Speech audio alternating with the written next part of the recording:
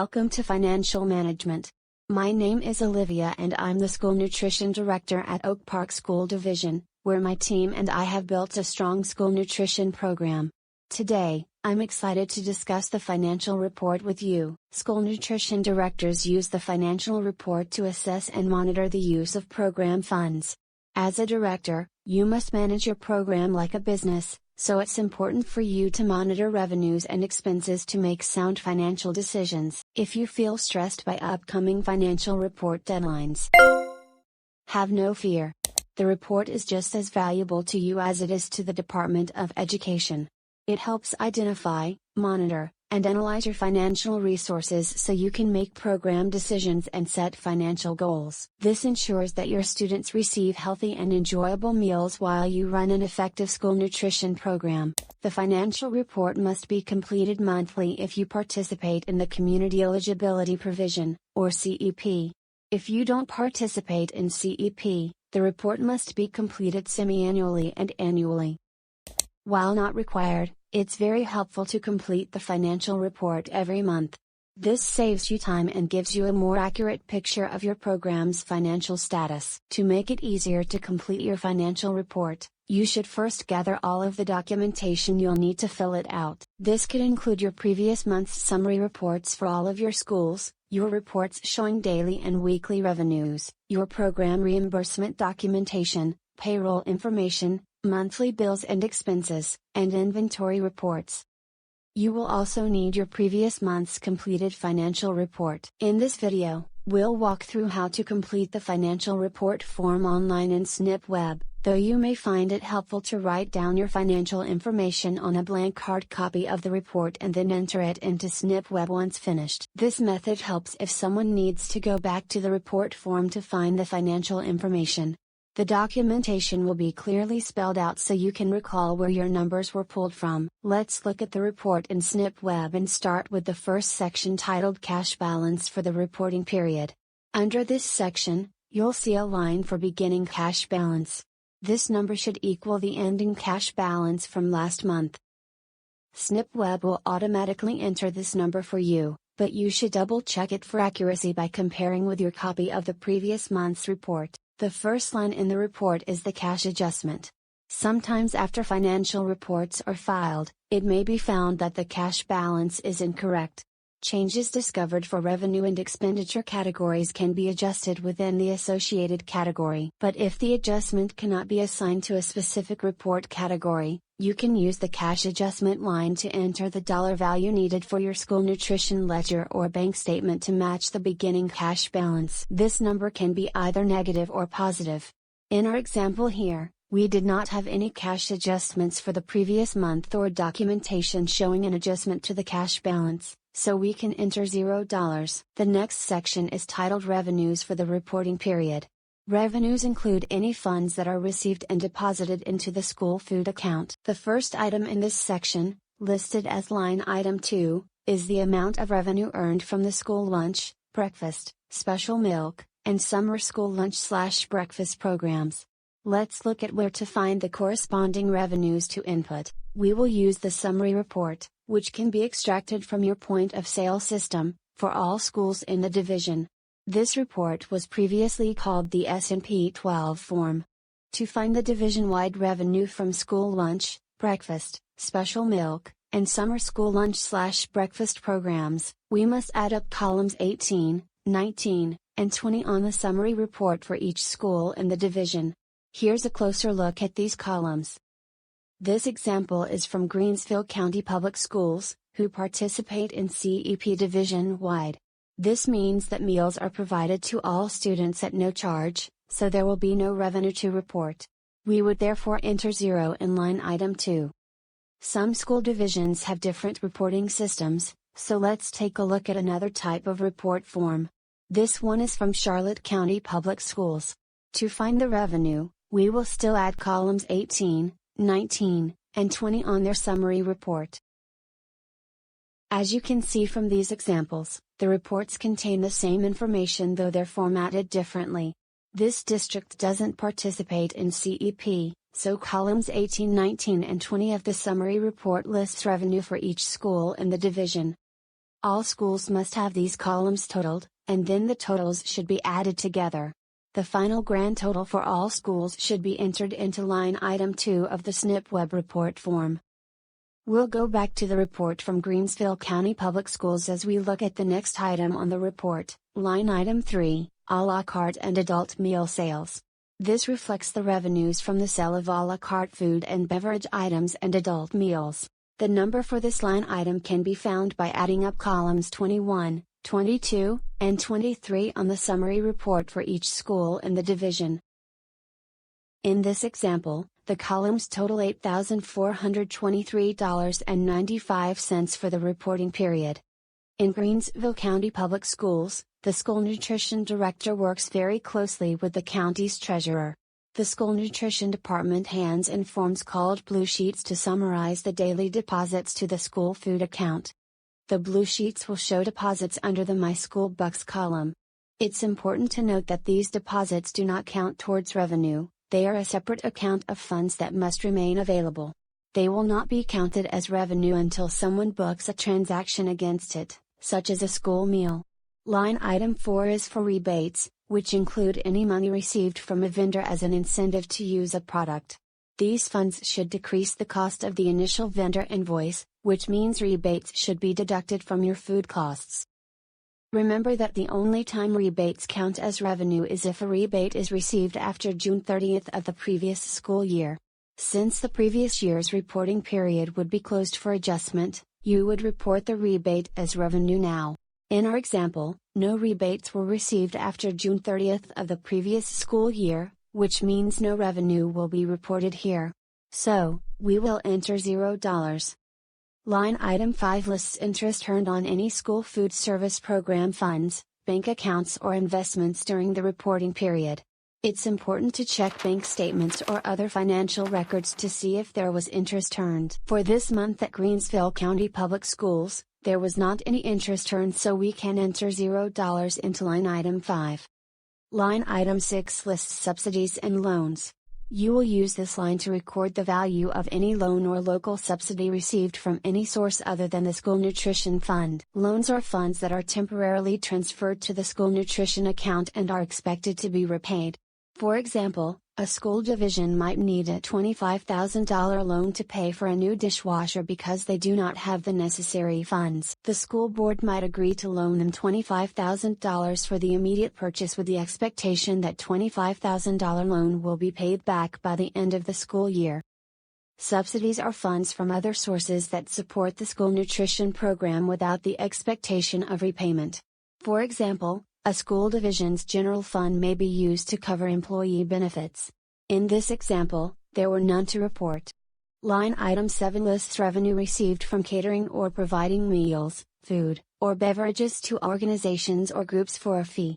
Usually these funds come from agreements with Head Start, school board functions, or special meetings. If we refer back to the blue sheets, we can find revenue from catering events in the miscellaneous column. We see 2 reimbursements were received from invoices for food or meals during this reporting period for a total of $2,075.55. Enter this in line 7. Line item 8 lists revenue from schools that do not participate in the National School Lunch or Breakfast Program. These are called a la carte only schools.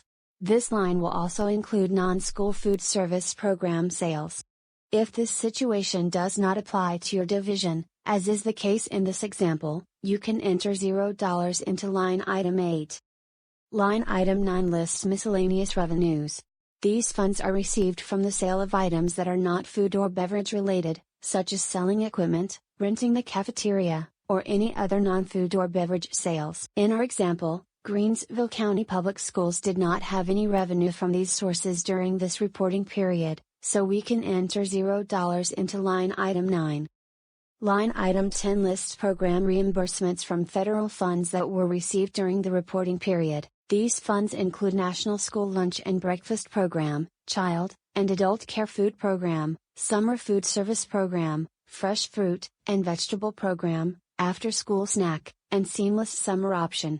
In our example from Greensville County Public Schools, the county treasurer gives the school nutrition director a copy of a receipt when funds are deposited into the school food account. A copy is also given to the finance director. These funds are then listed on the blue sheets in either the federal reimbursement column or the miscellaneous column and have the program acronym written underneath the deposit's value. Larger divisions may have more detailed reporting by object code, like this revenue summary report from Charlotte County Public Schools. The federal funds program reimbursements for the reporting period are listed in Section 2 under PJT 3. Even though the reports used may be different, the financial information reported will be the same. Returning to our example from Greensville, we will use the blue sheets and the country treasurer receipt to add all of the federal program reimbursements received during this reporting period. This amount is $165,795.84. Line item 11 lists revenue from state funds. State funds include the value of all state lunch reimbursements, state breakfast incentive funding, and breakfast after the bell funding during the reporting period. We can use the blue sheets to find state funds listed in the miscellaneous column. For this reporting period, there was $14,244.81 of state funds, so we can enter this into line item 11. Line item 12 lists any grants received during the reporting period. This includes any grants received from USDA, No Kid Hungry, the DOE Equipment Grant, Team Nutrition, Farm to School, or other organizations. Note that this line is meant to list funds that have actually been received and deposited during the reporting period. This does not include notifications of awarded grants. In our example, Greensville County Public Schools received a $6,000 grant from No Kid Hungry during the reporting period. We can see from the blue sheets in the miscellaneous column that the funds were deposited during the reporting period. So we will enter $6,000 into line item 12 of the report form. Line item 13 lists repayment of loans and fund transfers. Any funds repaid to the school nutrition program should be recorded here. Examples might include when the school nutrition program loans funds to the school board or other local government bodies, who later repay the funds back to the school nutrition program. In our example, Greensville County Public Schools did not have any repayment of loans or fund transfers during this reporting period, so we can enter $0 into line item 13. Line item 14 lists the amount of money received in lieu of USDA food items. Cash in lieu is an option for those schools that claim meals under the Child and Adult Care Food Program, CACFP. This is no longer an option for schools participating in the National School Lunch Program. If you have questions about cash in lieu, please contact your regional specialist. USDA foods support domestic nutrition programs and American agricultural producers through purchase of domestic agricultural products for use in schools. Schools can purchase USDA foods through the use of entitlement funds. For 2018, schools received entitlement funds based on the number of lunches served at an effective value of 33 cents per lunch. This rate may change yearly. In our example, Greensville County Public Schools receives USDA foods, so $0 will be entered here. Now that we've entered all of the revenue received during the reporting period, we must add lines 2 through 14 to find the total revenue. SNPWeb automatically calculates this for you, but it's important to double check that this number matches your records. In this example, we'll look at the cash in fund, central cafeteria receipt and cross-check it with the SNPWeb report. The revenues on this document are noted by the word treasurer next to each amount. However, this report does include My School Bucks and any rebates received. Since these are not considered revenue on our financial report, we need to deduct them from the treasurer's total. In our example, after deducting rebates and My School Bucks, the total revenue is $196,540.15, which matches our report. The next section of the report form is titled Expenditures for the reporting period. Expenditures are any costs that have been paid for during the reporting period. These include payroll, purchase services, food, material supplies, and the purchase of equipment. Payroll, labor, and food costs are usually the largest expenditures for the school nutrition department. Larger divisions may have an expenditure report by object code that they use to report this information. In our example, Greensville County School District reviews their invoices and checks. They use an accounting method called cash basis, which is a simple way to record transactions. Expenditures are reported in the month they were paid for, not for the month they were invoiced.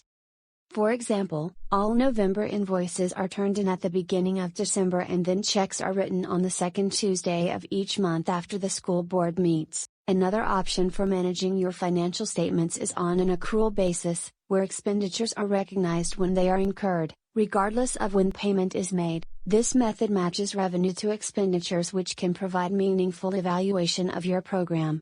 Some school nutrition programs may use a blended method called modified accrual, which matches expenditures to revenue, but some expenditures such as payroll may not exactly match the accounting period. Consult with your financial director or county treasurer to be consistent on when you record your financial transactions. The first item in the expenditures section is line item 15, personnel services. This includes labor compensation for all full-time, part-time, and substitute workers plus overtime. It also includes time not worked, such as sick leave, vacation, holidays, snow days, and other paid absences.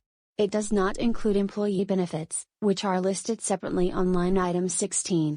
Employee benefits include FICA, pensions, health insurance, life insurance, and disability insurance. We must look at the payroll report for the reporting period to find the amounts for lines 15 and 16. It shows $58,994.05 as the total amount of payroll that was approved and paid in the month of December. However, this total amount includes personnel services and employee benefits. Since these items are listed separately in the financial report form, we must look at other reports to differentiate the amounts for personnel services versus employee benefits. To find the amount of personnel services, we are going to look at the payroll register report for the month of December. We must look at the total gross pay column for the School 85 account and add the gross pay of the 3 bus drivers who also work part-time in the cafeteria. These two figures are added together to find the total amount of personnel services at $43,075.81 for the reporting period. We will enter this amount into line item 15 of the financial report form. To find the amount for employee benefits, we will review the payroll employer share of deductions report. There are 2 pages to this report. One page is for all the school nutrition employees and the other page is for the 3 part-time cafeteria/bus drivers. We must add the 2 amounts from the Fund 05 column to find the employee benefit amount. This column represents the school nutrition department. Once added, we find a total of $15,918.24 for the reporting period. We will enter this amount into line 16 of the report form. Now that we have found the amounts for personnel services and employee benefits for the reporting period, we will cross-check these amounts with the number we found for total employee payroll on the blue payroll report. Remember that this number was $58,994.05. When we add lines 15 and 16, we find that they total $58,994.05, so our numbers are correct. Your division might use a different type of document to find personnel services and employee benefits, so let's look at another example from Charlotte County Public Schools. This division uses an expenditures summary report from the finance director. This report shows all the expenses for the month by object code. You can look at the expenditures for December column and identify the object codes for salaries and wages plus employee benefits. These numbers would be entered into lines 15 and 16. The next item within expenditures is line 17, purchased services. These are services that the school food department uses from outside sources, such as software maintenance contracts, pest control, equipment service contracts, trash removal, and laundry. We will need to look at the AP check register to show what categories of expenditures and amounts were paid in the month. This report shows the check date, vendor name and number, and the amount paid for each vendor. It also shows the total amount paid. In looking at the AP check register, there is nothing noted for the month that is considered purchased services. Therefore, we will enter $0 into line item 17. Some school nutrition departments are charged by other departments within the local school division for internal services expenses. These are called indirect costs. These expenses could include printing costs, data services, and other indirect costs that the school nutrition department uses as part of their daily operations. These internal services and indirect costs are listed in line 18 of the report form. Remember to discuss indirect costs with your finance director to ensure that you have the correct information for your financial reports. In our example, this school division is not charged for any indirect costs, so we will write in $0. Line 19 lists expenditures under the category of other charges. These are expenses that are not detailed specifically in the other expenditure columns listed on the financial report. Examples include travel, utilities, postage, telecommunications, insurance, leases and rentals, and bank fees. The AP check register lists expenses for employees that were paid for travel. It also shows expenses from 2 vendors that provide the phone system. These amounts are added together and entered into line 19 for a total of $219.75. Line 20 lists expenditures related to materials and supplies. This includes purchases of paper products, cleaning and office supplies, and small wares paid with school nutrition funds. We will again look at the AP check register to find charges that fall under the materials and supplies category. These items total $618.98, which we will enter into line 20 of the report form. One of the largest expenditures in the financial report are food costs, which are listed in line 21. Food costs include any food or beverage products paid for during the reporting period. It also includes delivery, warehousing, and processing fees for USDA foods paid with school nutrition funds. The food costs for this reporting period are listed in the AP check register. We find $79,825.66. Remember to deduct any rebates you receive in the current year by reviewing the rebates column on the blue sheets. We find rebates totaling $700.70, so we will deduct that from our total food cost to find $79,124.96. We will enter this amount into line 21 of the report form. Line 22 lists expenditures related to capital outlay. This includes the purchase of new assets and replacing or purchasing new equipment. For example, if your division bought a new walk-in freezer, that cost would be listed in this line item. Keep in mind, however, that the purchase of land or buildings is not included in this line item. Purchase of these assets is not allowed by federal law. In our example from Greensville County Public Schools, there were no capital outlay purchases during the reporting period, so we can list $0 in this line. On line 23, you must report the value of other expenditures paid for with school nutrition funds.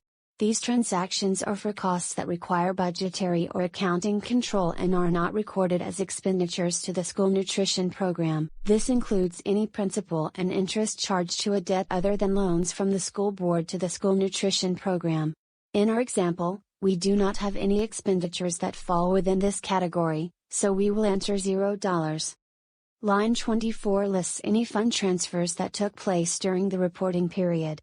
This line includes the value of any funds that are transferred between the school nutrition account and other school division funds, and require budgetary or accounting control, but can't be recorded as an expenditure. Usually these expenditures require additional guidance from VDOE, so don't be afraid to call your regional specialist if you have questions. In our example from Greensville County Public Schools, there were no fund transfers during this reporting period, so we can enter $0 into line 24 of the financial report form. Line 25 lists loan payments made during the reporting period. This includes any payments toward loans made to the school nutrition program or local government. Going back to our previous example for line item 6, Subsidies and Loans, the school board agreed to loan the school nutrition program $25,000 to pay for a new dishwasher with the expectation that it will be paid back by the end of the school year. Any amount of money paid toward the loan during the reporting period would be recorded in line 25 of the financial report form. In our example from Greensville County Public Schools, there were no loan payments made, so we will enter $0 into line 25 of the report form. The last line item in the expenditures section is line 26, repayment of overclaims. This line shows any amount of money the school nutrition program had to repay to the Department of Education as a result of a review or audit. For example, If you had a federal review and the review team determined that you were not serving the correct meal pattern, they could hold you responsible for fiscal action. You would then have to pay back the amount they deemed not reimbursable. In our example, Greensville County Public School District did not have any repayments of overclaims, so we will enter $0 for line item 26. Now that we have reviewed all of the expenditures for the reporting period, we must total them and write the amount in the total expenditures column. In this example, the total expenditures for the reporting period totals $138,957.74. As a good practice, you should have checks and balances in place to check your figures against the department that maintains your financial account. This ensures that your new ending cash balance matches the amount stated by the outside department.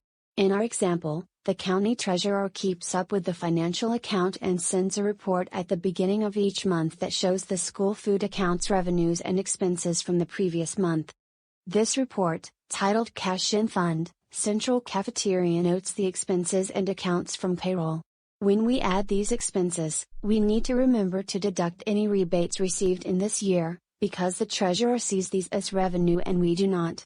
In our example, we take $139,658.44 and deduct the $700.70 rebates to get our total expenditures, which match our sum of $138,957.74. Now we must calculate the ending cash balance. To do this, we add the beginning cash balance to the total revenues for the reporting period, then subtract the expenditures for the reporting period. In our example, our beginning cash balance was $753,214.21. The total revenues for the reporting period were $196,540.15, and the total expenditures were $138,957.74.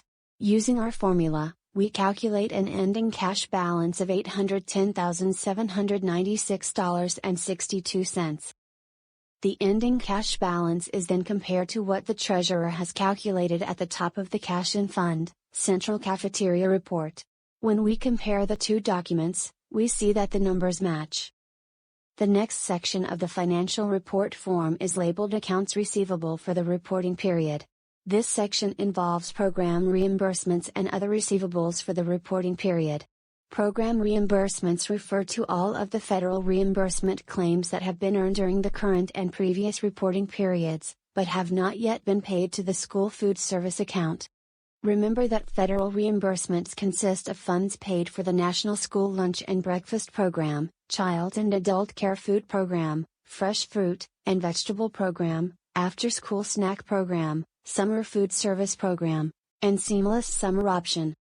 For our example, we will review the 2018 to 2019 claim month details reports available in SNP.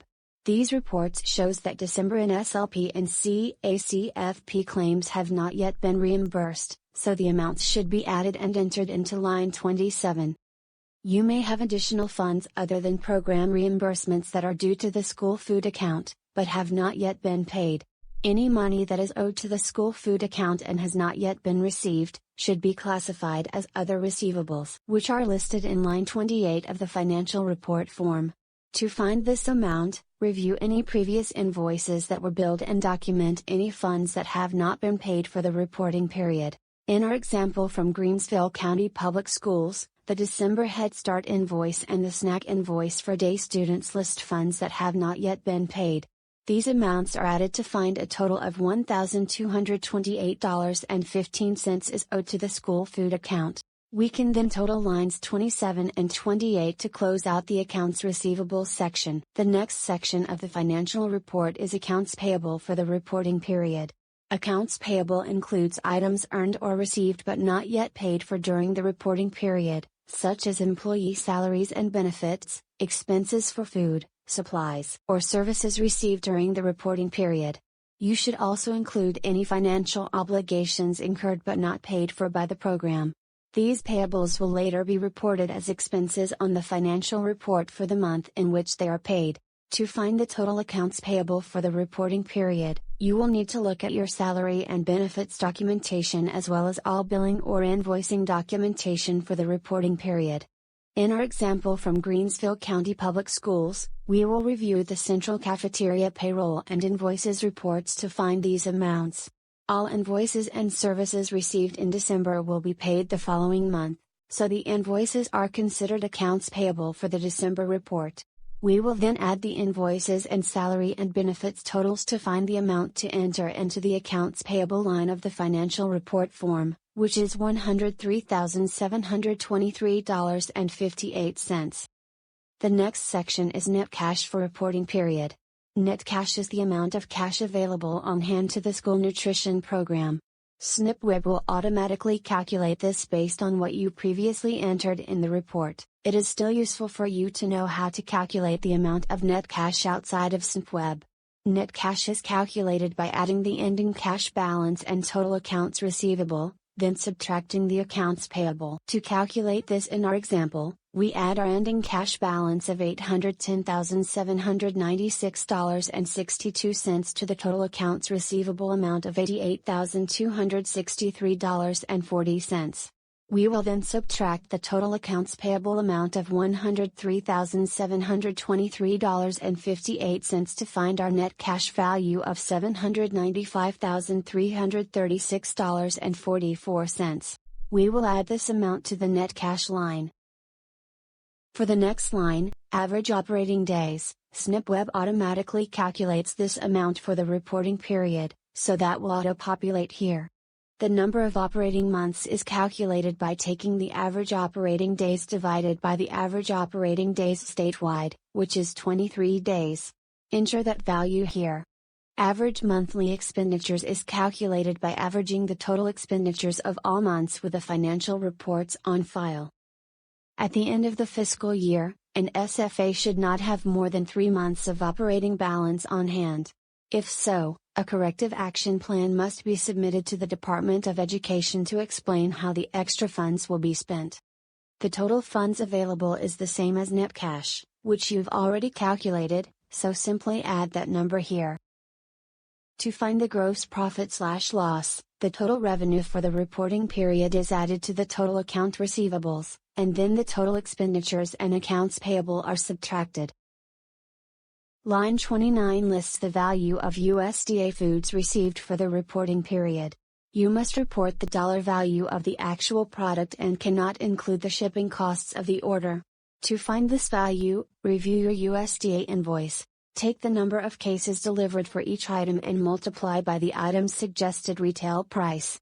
For example, during this reporting period for Greensville County Public Schools, 25 cases of green beans were delivered with a suggested retail of $14.61. The value of the 25 cases of green beans would be $365.25. Do not include the $82.50 listed under the extended net price, which includes shipping costs.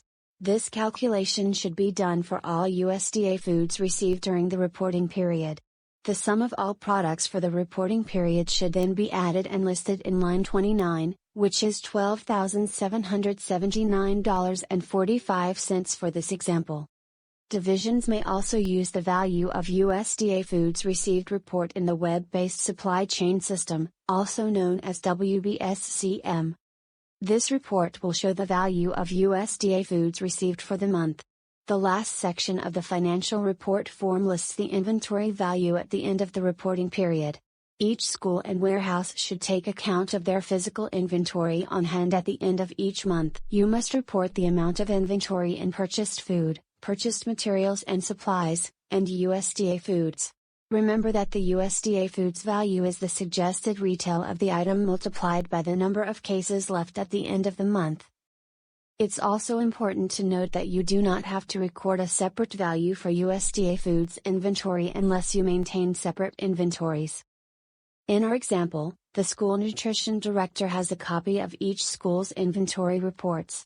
The ending inventory for each school and each category is included on the total inventory sheet. This places all schools' information in one place, which makes it easier to calculate the total value to enter into the financial report form. From the total inventory sheet, we can see that the total purchased food value for the reporting period is $34,885.52. The purchased materials and supplies value is $8,123.20, and the USDA Foods value is $32,279.16. If you completed the report form by hand first, you will need to log into SNP Web and enter the data in the Financial Report module to submit your report. Remember that you don't have to complete a handwritten form first. It's up to you. Once you are logged into SNP Web, choose the School Nutrition Program module, then the Application tab, and then you can select the Financial Report button. Find the reporting month's financial report and click Modify. Enter all of the information from your handwritten form and when finished, hit Save. Some calculated fields will not populate until you have saved and exited the form. When you reopen the form, the fields will have calculated, then you can right-click your mouse and print the financial form. As a reminder, the financial report must be completed monthly if your division participates in CEP.